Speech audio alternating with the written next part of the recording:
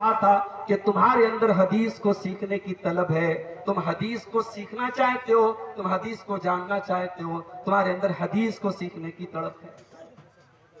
کاش اللہ ہمارے نوجوانوں میں یہ تڑپ پیدا فرمائے۔ میرے نوجوان ساتھیوں، آج آپ کے موبائل میں حدیث کا بھی سافٹ ویئر ہونا چاہیے۔ واٹس ایپ چلانے والوں، فیس بک چلانے والوں، آپ کے موبائل میں کوئی ایسا ایپ بھی ہونا چاہیے کہ آپ کم سے کم روزانہ ایک حدیث کا بھی مطالعہ کریں۔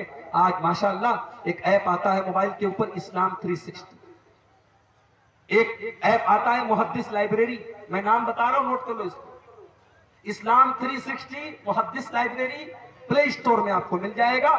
ایپ ڈاؤن لوڈ کرو، حدیث کی ساری کتابیں موجود ہیں، قرآن کی کم سے کم 10-12 تفسیریں موجود ہیں، قرآن کی مستند تفسیر ہے تفسیر احسن البیان، آپ اس کا مطالعہ کیجیے۔ آپ حدیث کی کتابوں کو کھولیے اور روزانہ زیادہ نہیں ایک حدیث کا آپ مطالعہ کیجیے۔ یہ تڑپ آپ کے دل میں بھی پیدا ہونی چاہیے جو حضرت ابو ہریرہ کے دل میں۔ اللہ کے نبی نے فرمایا، اے ابو ہریرہ، اسعد الناس بشفاعت یوم القیامت من قال لا الہ الا اللہ خالصا من قبل نفسہ۔ اے ابو ہریرہ، کل قیامت کے دن وہ خوش نصیب انسان جس کو میری شفاعت ملے گی، یہ وہ انسان ہوگا جس نے دل سے لا الہ الا اللہ کہا ہوگا، جو توحید پر رہا ہوگا، جس نے اپنے آپ کو شرک سے بچایا ہوگا، جو شرک کے بغیر دنیا سے گیا ہوگا۔ تو مشرک کو میرے بھائی نبی کا دامن بھی نصیب نہیں ہے۔ مگر آج کا مسلمان کیا کر رہا ہے؟ کرے غیر گر بت کی پوجا تو کافر، کرے غیر گر بت کی پوجا تو کافر، کواکب میں مانے کرشمہ تو کافر، جھکے آگ پر بہرے سجدہ تو کافر، جو ٹھہرائے بیٹا خدا کا تو کافر، مگر مومنوں پر کشادہ ہے راہیں، پرستش کرے شوق سے جس کی چاہیں، نبی کو جو چاہے خدا کر دکھائیں، اماموں کا رتبہ نبی سے بڑھائیں، مزاروں پہ جا جا کے نظریں چڑھائیں، شہیدوں سے جا جا کے مانگے دعائیں، نہ توحید میں کچھ فرق اس سے آوے، نہ اسلام بگڑے نہ ایمان جاوے۔ یہ ایمان کیسا ایمان ہے میرے بھائی؟ کیا آج مسلمان مزاروں پہ جا کے سجدہ کر رہے ہیں؟ یہ مہینہ آیا ربیع الثانی کا، اس مہینے میں بڑے پیر صاحب کے نام کا بکرا ذبح ہوتا ہے، ان کے نام کی 11ویں ہوتی ہے۔ تو اس امت کی سب سے بڑی پرابلم شرک ہے۔ اور آگے بڑھنا، آج یہ امت ذلیل ہے، پریشان ہے، خار ہے۔ کیوں؟ کیونکہ اس امت نے اپنے آپ کو قرآن سے دور کر دیا۔ وہ قرآن کے جس کے بارے میں اللہ نے فرمایا، لو انزلنا هذا القرآن على جبل لرأيته خاشعا متصدعا من خشية الله۔ اگر ہم نے اس قرآن کو کسی پہاڑ کے اوپر بھی اتارا ہوتا تو پہاڑ بھی اللہ کے خوف سے چور چور ہو جاتا۔ اے انسانوں، تمہارے دل کی کیا اوقات ہے؟ تمہارا دل تو معمولی سا دل ہے۔ اس قرآن کو ہم نے کسی پہاڑ پر بھی اتارا ہوتا تو پہاڑ بھی اللہ کے خوف سے چور چور ہو جاتا۔ آج قرآن پڑھا جا رہا ہے، ہمارے دل کے اوپر کوئی اثر نہیں ہو رہا۔ یہاں تو قرآن پڑھا جاتا تھا، اللہ کے پیارے نبی جب نماز میں قرآن پڑھتے تھے صحابہ رونے لگتے تھے۔ صحابہ کبھی کبھی قرآن پڑھتے تھے، اللہ کے پیارے نبی کی آنکھوں سے آنسو بہنے لگتے تھے۔ قرآن کو سن کر کے جنات ایمان لے آئے۔ او لوگو، آج وہی قرآن ہمارے سامنے پڑھا جا رہا ہے، ہمارے دلوں کے اوپر کوئی اثر کیوں نہیں ہو رہا؟ قرآن، فضیل ابن عیاض کو دیکھو، اپنے زمانے کا بہت بڑا ڈاکو ہے، ڈاکہ ڈالنے کے لیے مکان کی چھت پر کودتا ہے، رات کا سناٹا ہے، اللہ کا کوئی بندہ قرآن کی تلاوت کر رہا ہے، اور قرآن پڑھتے پڑھتے 27ویں پارے کی سورہ حدید کی 26ویں پارے کی سورہ حدید کی آیت پڑھتا ہے، الم یان للذین آمنوا ان تخشع قلوبہم لذکر اللہ۔ اے ایمان والو، کیا ابھی وہ ٹائم نہیں آیا کہ اللہ کا کلام سن کر کے تمہارے دل پگھل جائیں؟ اے ایمان والو، کیا اب بھی تم نہیں سدھرو گے؟ کیا تم اب بھی توبہ نہیں کرو گے؟ جب فضیل ابن عیاض کے کانوں میں قرآن کی یہ آیت پڑھی، فضیل ابن عیاض نے فوراً اللہ کی بارگاہ میں توبہ کی اور کہا کہ اے اللہ وہ سمے آ چکا ہے، وہ وقت آ چکا ہے، اے اللہ میں تیری بارگاہ میں سچی توبہ کرتا ہوں۔ اور اس دن کے بعد سے فضیل ابن عیاض نے ڈاکہ ڈالنا بند کر دیا اور اتنے بڑے عابد بن گئے کہ اپنے زمانے کے سب سے بڑے اللہ والوں میں ان کا شمار ہونے لگا، اور خانہ کعبہ کا 24 گھنٹے خانہ کعبہ کے پاس وہ زندگی گزارنے لگے۔ قرآن کی ایک آیت دل کی دنیا بدل دیتی، مگر ہمارا نوجوان اس بیچارے کو تو گانے میں مزہ آتا ہے، اس کو میوزک میں مزہ آتا ہے، وہ ایئر فون لگا کر کے کانوں میں بائک بھی چلا رہا ہے تو گانا سن رہا ہے، کار میں بیٹھا ہے تو کار میں بھی گانا بجا رہا ہے، اس کو میوزک میں سکون ملتا ہے۔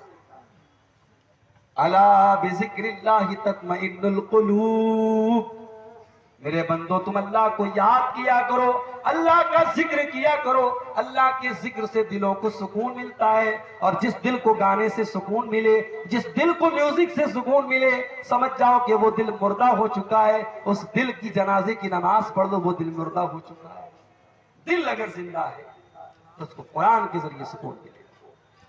آج ہمارا نوجوان قرآن نہیں پڑھتا، قرآن نہیں سنتا۔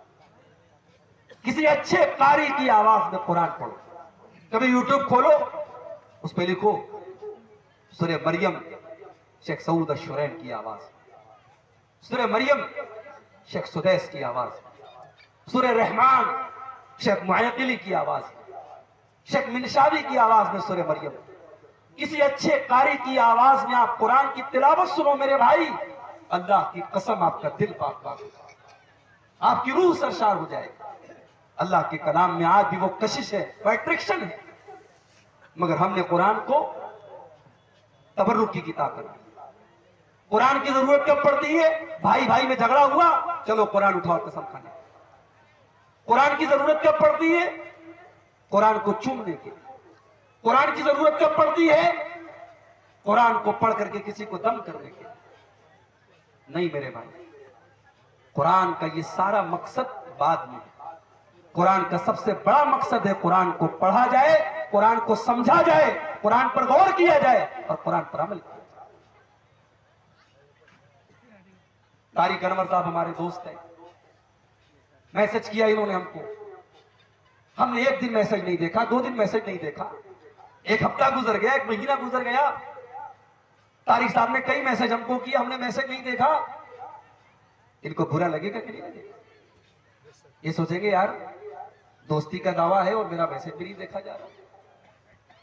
واٹس ایپ پر کوئی دوست میسج کرے اور ہم واٹس ایپ کھولیں اور دنیا بھر کے میسج چیک کریں اور اپنے دوست کا میسج چیک نہ کریں تو دوست تو ناراض ہو جائے گا۔ قرآن اللہ کا میسج ہے، قرآن اللہ کا میسج ہے، اور وہ میسج ہمیں ملا ہے میرے پاس، یہ میسج ہمیں ملا ہے، اور یہ اس لیے ملا ہے کہ اس میسج کو ہم پڑھیں اور دنیا کو یہ میسج پڑھ کے سنائیں، مگر ہم خود نہیں پڑھتے۔ کل قیامت کے دن اللہ کی عدالت میں ہمارا گریبان پکڑا جائے گا میرے بھائی، اللہ کے پیارے نبی ہمارا گریبان پکڑیں گے اور کہیں گے وقال الرسول یا ربی ان قوم اتخذوا هذا القرآن مہجورا، اللہ کے رسول کہیں گے اے اللہ میری قوم نے قرآن کو چھوڑ دیا تھا، اے اللہ میری قوم قرآن کو نہیں پڑھتی تھی، موبائل پر میں واٹس ایپ کا میسج تو 50 بار چیک کرتی تھی، موبائل پر میسج تو 50 بار چیک کرتی تھی، اے اللہ تیرا میسج یہ کبھی کھول کر کے نہیں دیکھتے۔ آدھا گھنٹہ کے صبح دکان کھولنے جاتے ہو، آدھا گھنٹہ بیٹھ کے تلاوت کرو، صبح نوکری پہ جا رہے ہو، جانے کے پہلے 15 منٹ قرآن کی تلاوت کرنے لگا، دن بھر فرصت نہیں ملتی، رات میں آؤ کھانا کھاؤ، آج تو موبائل پر بھی قرآن موجود ہے، موبائل پر 10 منٹ کے ٹائم نکالو، تھوڑا سا قرآن پڑھ دو، تھوڑا سا ترجمہ پڑھ دو۔ وَلَقَدْ يَسَّرْنَا الْقُرْآنَ لِلذِّكْرِ فَهَلْ مِن مُدَّكِرٍ، ہم نے اس قرآن کو آسان بنایا ہے یاد کرنے کے لیے، ہم نے اس قرآن کو آسان بنایا ہے نصیحت حاصل کرنے کے لیے، ہم نے اس قرآن کو آسان بنایا ہے سمجھنے کے لیے۔ فَهَلْ مِن مُدَّكِرٍ، کیا ہے کوئی قرآن کو سمجھنے والا، کیا ہے کوئی قرآن سے سبق حاصل کرنے والا؟ تو یہ امت قرآن سے دور ہے، یہ امت نماز سے بھی دور ہے۔ مسجد کے لیے جلسہ ہو رہا ہے، مسجد بن بھی جائے گی انشاءاللہ، मगर आज मस्जिदों का हाल क्या है? जलसे में आ रहे हैं 1000 लोग, फजर तक सब गांव में रहते भी हैं, लेकिन फजर की नमाज में कितने लोग मिलेंगे? 20 लोग, 25 लोग, 10 लोग, 15। हय्या अलस सलाह की आवाज आ रही है, मुसलमान का कारोबार नहीं बंद हो रहा है। सऊदी अरब में बहुत कुछ बदल रहा है, मगर एक चीज नहीं बदली है वहां। लोगों को सऊदी अरब की बुराइयां नजर आती है, बुराइयां कहां नहीं है मेरे भाई।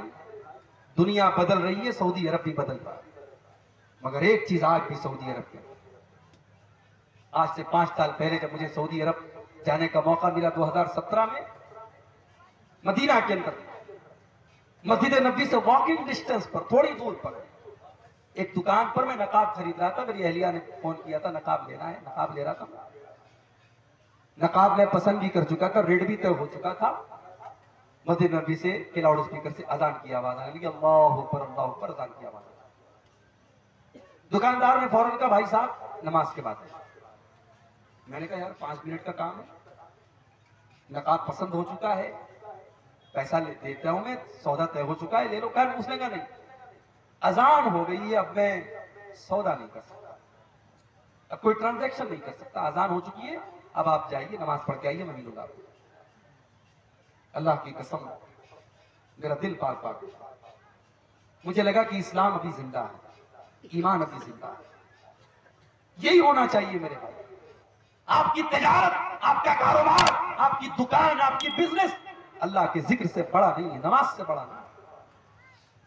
आज हम लोग अपने कारोबार को बुनियाद बना के नमाज से दूर।